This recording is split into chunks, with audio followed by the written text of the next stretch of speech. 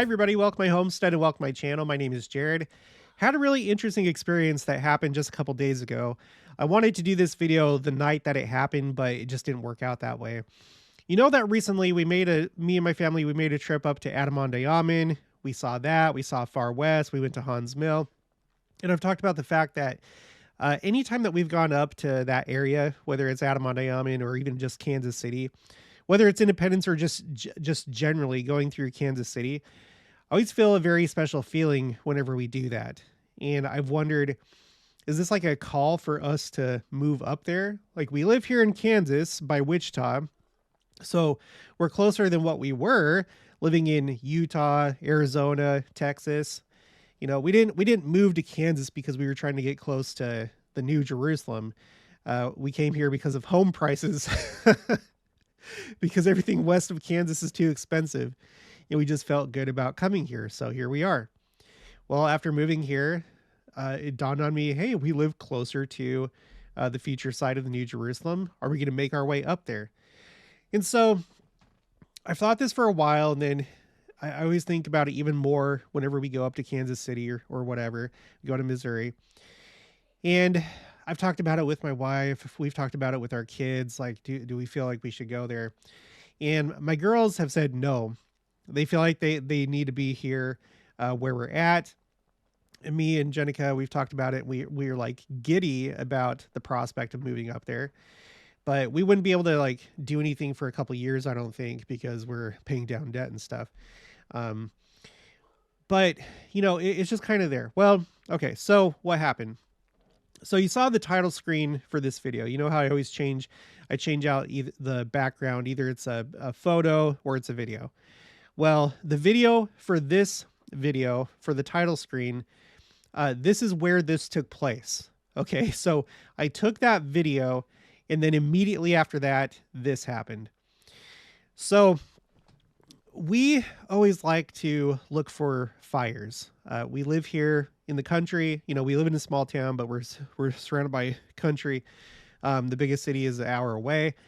And we do a lot of drives. We run a lot of errands. We have a lot of talks. And this one particular night, we were going for a drive because this is how me and Jenica, we spend our time and talk and recalibrate and, you know, get on the same page, talk about things. And we were about, I don't know, maybe about 30 to 40 minutes away from home.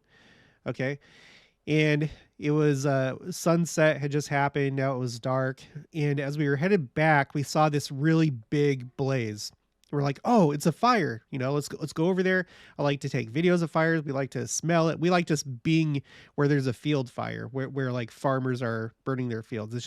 It's an amazing sight. And I love fire. I think a lot of people like fire, you know. And so we tried to get over there. You know, it was kind of hard, but it was just like massive. It was like so big, such like I don't know what was burning, but it was quite the blaze. A lot of light was being emitted from that. We finally made it there, took the videos, you know, took it in, and then we saw somebody on their ATV coming toward us, and I was like, oh, okay, that's the farmer. He's gonna come and see what's going on. And usually what happens is like we just have a nice conversation, and that's what happened this time. So the guy came, and we just started talking about the fire and whatever, and just having small talk. And then I asked him, okay, so are you from this town just right over here? Because I figured that, yeah, you probably just lived over here, or there's like another small town nearby. Are you from here? Are you from there? He's like, no, I'm actually from where I live. I was like, oh, so you have a property this far out, which I guess it's not that far out, but I expected him to be from one of these other small towns. And so we got to talking about my town and his town where we both live. And he started talking about like purchasing homes and stuff. And we started talking about our house. And I was like, yeah, we're that house, you know, on this street. And it looks like this. He's like, yeah, I know that house. I was going to try and buy that house. Now, up until this point, we had already talked to a number of different people in town, and there's been a number of people that had looked at our house, And after talking to them, they would tell us like, we almost bought that house, but it didn't happen for this reason or that reason.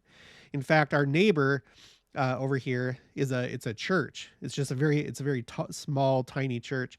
And the pastor, we talk to him every now and again. And he's like, I was seriously considering buying that house because it'd be really nice just to live right there. And then I'm right next door to the church, but he didn't do it. So we were talking to this guy at the fire, and he was saying, yeah, I was going to do it. I talked to I was talking to my realtor, I wanted to put in an offer, but he said, nope, somebody already put in an offer. Our house had been on the market for, if I remember right, it was like 6 months. And then finally we're the ones that got it. But we've heard this like just time and time again. And it was so random. It was so random just going out for a going out for a drive, seeing a field fire, going over there. And out of all the fires that we've gone to, we only ever run into like the farmers probably, I don't know, 10 to 20% of the time. It's not very often. So it was already kind of unusual that we were talking to him. But the fact that he was specifically wanting to buy our house, he was going to put in an offer on our house. It was so random. We see fires all the time. We go to all these different fires. We drive all different sorts of places, but this happens, just like 2 weeks. Yeah, I think it's been 2. Let me look at the calendar here really quick. No, it had been more like just a week. A week after we went to Missouri, we have this experience when I have this on my mind, like, should we move? Should we move? And so I feel like this was the Lord telling me, no, you are in the right place. Look at all these people. Look at all these people that were wanting to buy your house, but they didn't for one reason or another. And this guy who was actually going to do it, but you had got there first. I want you here. So I just was left with the impression like it must be really important that we're here right now. Right. So, and something similar happened when I was at Fort Hood. After I was done with basic training and AIT, I went to Fort Hood. Now it's called Fort Cavazos. And when you get to a new duty station, you go through this in processing thing where you get all set up. In my case, I didn't have my family with me yet because I had just come from AIT. And so I was in the barracks, and you go through like a several day process of like, taking care of all your affairs. And one of those things is determining where you're going to live. Are you going to live on post? Are you going to live off post? And in our case, we wanted to live on post. We felt like that was right for us after praying about it. And my wife, after we learned that we were going to be stationed at Fort Hood, she looked at all the on post housing, and there's like these different neighborhoods. And so she was really hoping for this one called Comanche 3 because it was like the nicer one. And I was like really stressed. I wanted things to go as smoothly as possible, having my family come, and now we're an Army family. I wanted things just to be good, of course. And so I was like really hoping that we could get into Comanche 3. Well, one of the guys that was with me at Fort Lee, Virginia, we went to AIT together. We were in the same group. Both him and I were stationed at Fort Hood. We traveled together. We got there, and he also wanted to live in Comanche 3. His wife had done her research, and she wanted to live in Comanche 3. So what happened is I went to housing to get this set up. I was like, I want to live in Comanche 3. And they're like, oh, okay, there's one. There's one available right now. Do you want it? I was like, yes. It turns out that just by like the space of like maybe 15 to 20 minutes, I had got there first before this other guy. I don't think it's because the Lord was favoring us. I think he wanted us to be in that housing for multiple reasons. I think that whenever the Lord does things, he'll hit multiple birds with one stone. So, and I can, without getting into it, I know why we were there. I do. It was important, not just for our own comfort, but it was important that we were there. looking back at it with 2020 hindsight. So, um, the Lord has us where he wants us. Now we can like override that, of course. We can lean to our own understanding, our own wisdom, and exclude the Lord from our decision making process, but that's probably not a good idea. The Lord knows everything. He sees the future, he sees the past, all of it's before him present, and he has an agenda for your life if you're willing to go along with it. And if you do, it's going to be better for you. It may not be better for you temporarily, it could, but I think the Lord tries to have your life go as well as possible and bless you with things, but definitely eternally, he has the best plan in mind for you if you consult with him. And he allows us, like, there's things that are more kind of just like arbitrary that you choose, but I think when it comes to things like work, where you live, what school you go to, things like that, he probably wants to counsel you on that. He may want you to go to a specific place for a specific reason. So, here I am thinking about Missouri, and it's like, oh, it'd be so great to go live near Independence. Not in Independence right now because it's kind of a rough area, but maybe somewhere in the Kansas City area. It'd be great to be there. And then when the second coming happens and we finally have the New Jerusalem built, then I'll be right there, part of it, right? Exciting. And I think a lot of people feel that way. Maybe not everybody. But you have to also think about this, we have the United States, right? For those of us that live in the United States, we have the United States and we have a capital. It's Washington, D.C. Do you want to live in Washington, D.C.? Well, some people do. There's people that live there. I mean, there's people there that live there. There's members of the church that live there.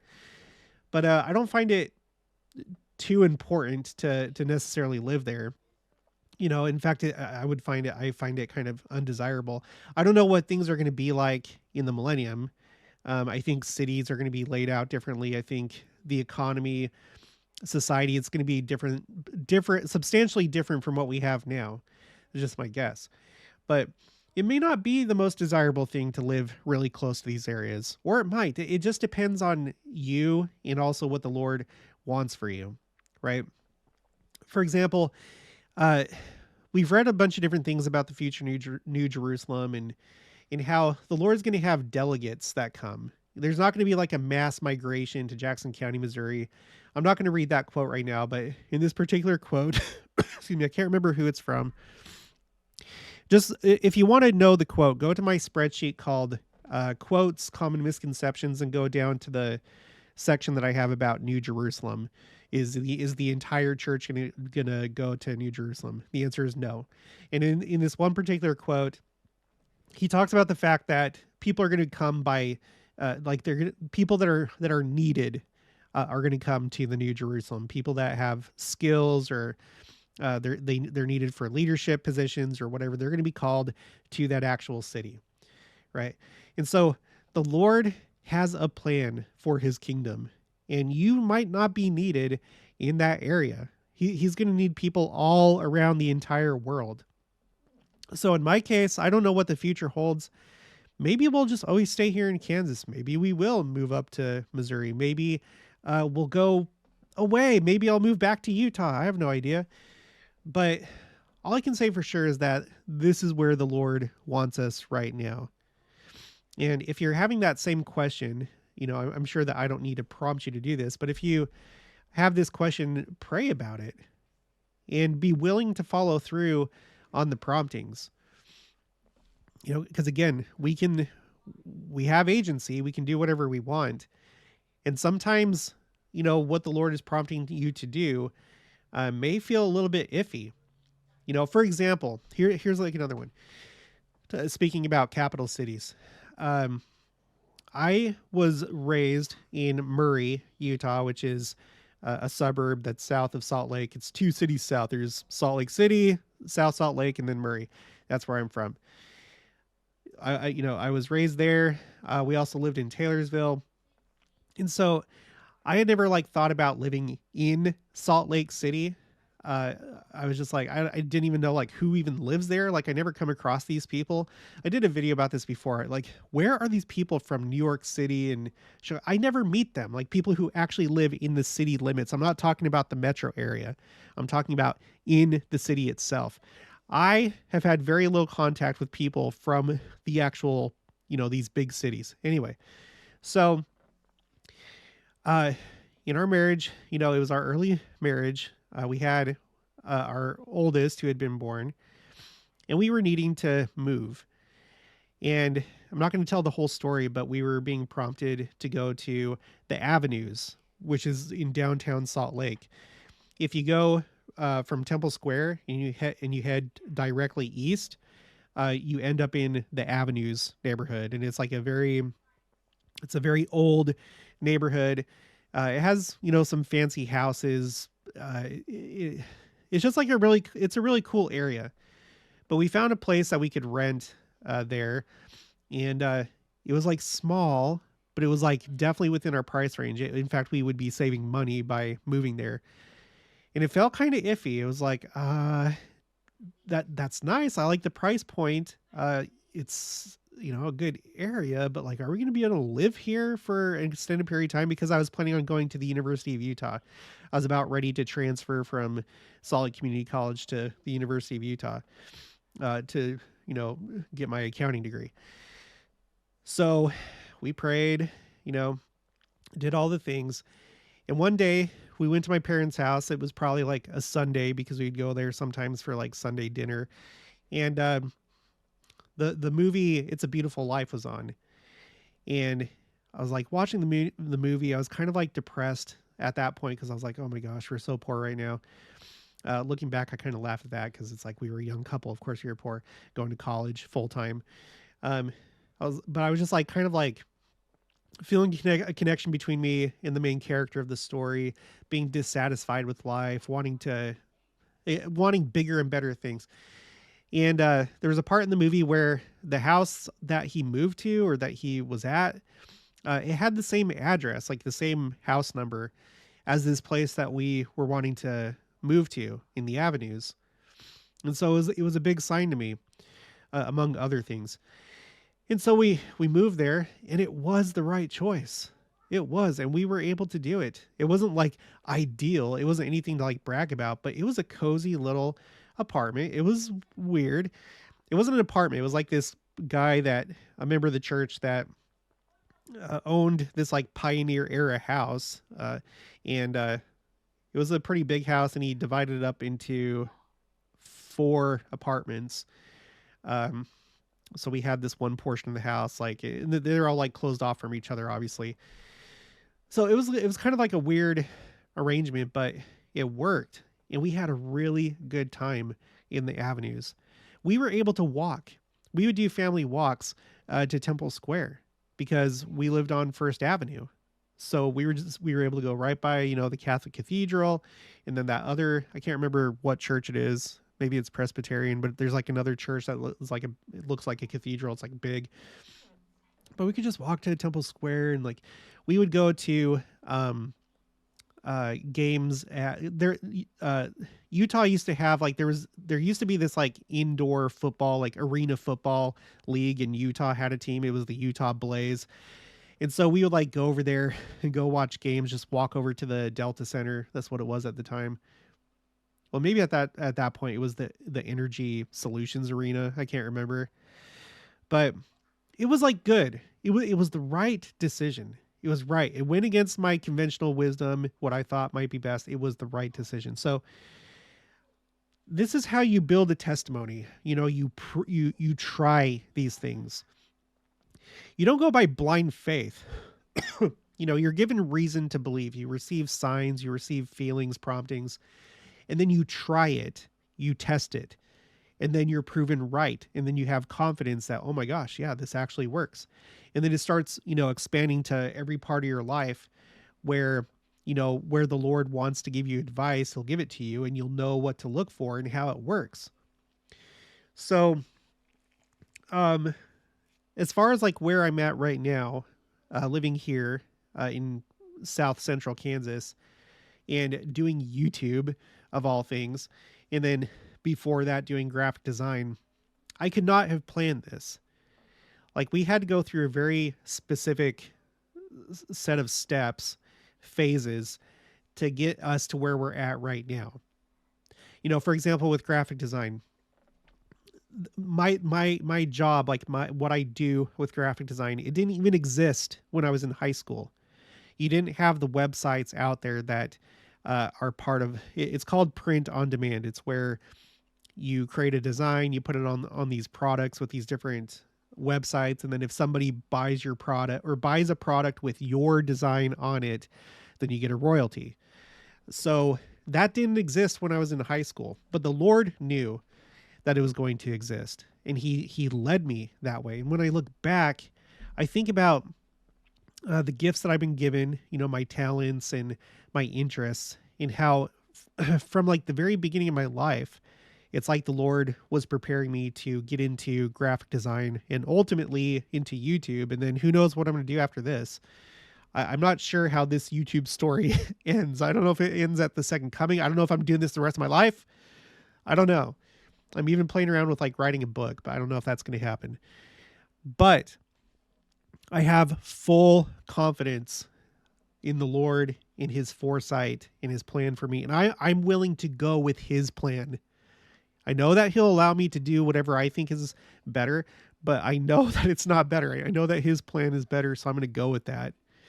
So, it applies to everything. It applies to where you live. It applies to what you do for a job. It applies to who you marry. It applies to everything, all the important things in life. The Lord wants to be part of your decision-making process. He also wants us to, exercise our agency. He's not going to tell us to do everything, but there are a lot of things I think he wants to be counseled. He wants you to counsel with him about. Yeah. But yeah, like moving here, I don't know if I've said this before, but I think it's one reason among other reasons. I think one reason why I'm here is because I'm somewhat isolated from how we were before, like in Arizona and Utah and Texas. Well, maybe not so much in Texas, but like Arizona and Utah, where we had, built up friendships over a long period of time. We were closer to family, but we moved here and now we're kind of isolated. And I had this like strange kind of like there were like these deaths in my family around the time that I was in Arizona the first time and then in Texas in the Army, where I had these family members that had passed away, like almost like at a certain frequency, like one a year. It was my dad, it was my grandma, it was my grandpa, it was my great grandma. And it was just like, what, why are they like, why is this happening? It felt like there was something going on. And I guess we'll find out, I'll find out later on, maybe once they're resurrected, they'll be like, oh, we were needed on the other side of the veil or something like that. But, I feel like if I tried to do this YouTube channel back in Arizona, or if I tried to do it back in Utah, I would have a hard time doing the type of content that I do. Because the way that it works, and I'm sure that you've experienced this in your own way, people want to have their own say with how you should do things, or they may have a problem with how you do things. And so it could hinder you, because especially if that person is toxic. Toxic people do not want to see you do good things. They don't want to see you succeed. They don't want to see you saying things that go against, what they believe or what their agenda is. And I think that it would be harder. It would be hard because I talk about a lot of things on here. Hopefully you realize like I'm a real person. I talk about real things. I don't like doing the sugarcoating necessarily. I like to use tact, but I feel like I talk about things as they are, and sometimes that's very uncomfortable. And if I still had like really close associations from before, I might be more nervous to talk about certain topics. Does that make sense? So I think that might be one of the reasons why I was brought here, because I have things that I need to say and talk about on this channel. And it'd be too much if I was over there and it was like upsetting people, whether I'm talking about narcissism, for example, that's a big one, or even just like certain doctrines of the church, because you and I know there's certain topics and certain doctrines in the church that upset people for some reason. And I know that they have their reasons, but just like an easy one, if, for example, the second coming, there's people that go off the rails when you try and have a conversation about the second coming. And we've talked about potential reasons for that. Maybe it scares them, and it may scare them because they don't have a really good understanding of what the second coming is. They expect this when it's not really that, it's this. Or again, they might have a good thing going on in life right now. They're happy where they're at, and they're worried about how the second coming would throw a wrench into their current workings, the way that they're living their life. All sorts of different reasons, but that's just like one. You know, I think there could have been issues if I was still back there and I was doing a YouTube channel, mostly focused on the second coming, where people wouldn't like it. They would maybe shame me or argue with me or whatever. So, and I think that the Lord knew that, and that's one of many other reasons why we're here in Kansas. It's like having a fresh start and being in a safe place to say what I need to say without too much repercussion. So anyway, so yeah, just bringing it back full circle.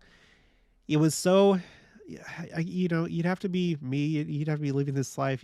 But it was like so weird to me that night, just randomly coming across a guy that was going to put in an offer on my home, you know, but we had just barely put in our offer, and the house was under contract just barely before he did that. You know, I didn't run into one, like there were other guys. It wasn't just him at that field. There were other people there. He was just there helping. But we ran into him, you know, and I wasn't like, I couldn't have possibly known that this happened. Like it naturally came up in conversation. So I'm going to say that it's not just chance or coincidence that happened. I feel like that was a message to me that you're in the right place at the right time. Just be satisfied with this right now. We'll see what happens in the future. And I'm okay. I'm okay if I stay here. I'm okay if we move to Missouri. I'm okay if we move somewhere else. But I can have that comfort of knowing that I'm in the right place, in the right time, and doing what I'm supposed to be doing. So, okay, well, that's gonna be it. That's gonna be it for this one. If you haven't already, please make sure to subscribe, like this video if you liked it, leave your thoughts and opinions down in the comments below. Also, make sure to share it, and I'll talk to you guys later.